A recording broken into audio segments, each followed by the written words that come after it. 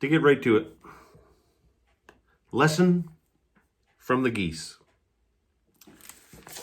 There once was a man who did not believe in God, and he did not hesitate to let others know how he felt about religion and religious holidays like Christmas.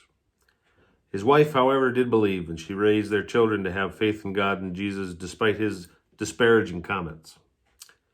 One snowy Christmas Eve, his wife was taking their children to a Christmas Eve service in the farm community where they lived. She asked him to come, but he refused. That story is nonsense, he said. Why would God lower himself to come to earth as a man? That's ridiculous. She and the children left, and he stayed home. A while later, the winds grew stronger and the snow turned into a blizzard.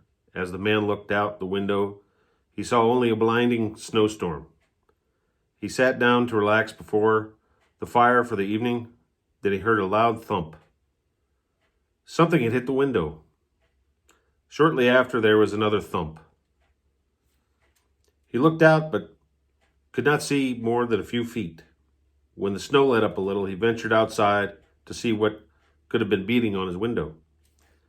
In the field near his house, he saw a flock of wild geese. Apparently, they had been flying south for the winter, and they got caught up in the snowstorm and could not continue. They were stranded on his farm with no food or shelter. They just flapped their wings and flew around the field in low circles, blindly and aimlessly. A couple of them had flown into his window, it seemed. The man felt sorry for the geese, and he wanted to help them. The barn would be a great place for them to stay, he thought. It's warm and safe. Surely they could spend the night and wait out the storm.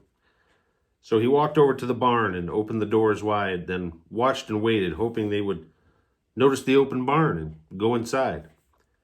But the geese just fluttered around aimlessly, not noticing the barn or realizing what it could mean for them. The man tried to get their attention, but that just seemed to scare them further away. He went into the house and returned with some bread, broke it up, and made a breadcrumb trail leading to the barn.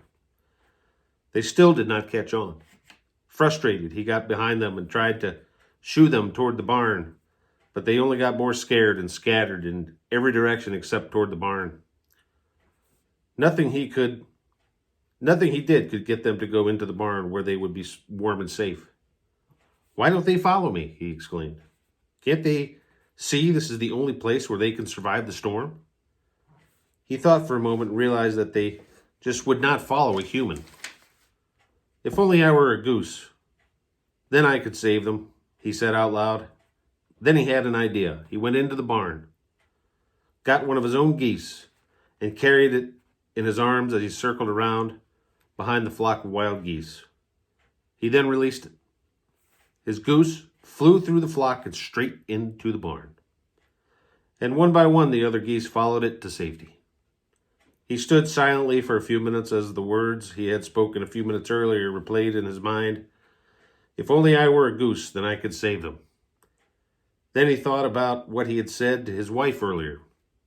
Why would God want to be like us? That's ridiculous. Suddenly, it all made sense. That is what God had done. We were like the geese, blind, lost, perishing.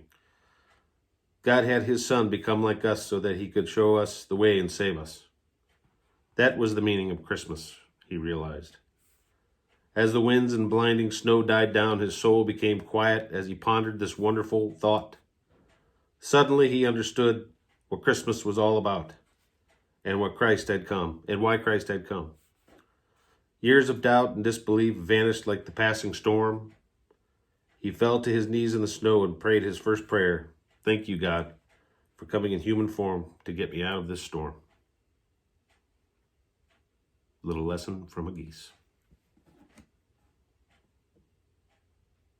Thank you for watching. Merry Christmas.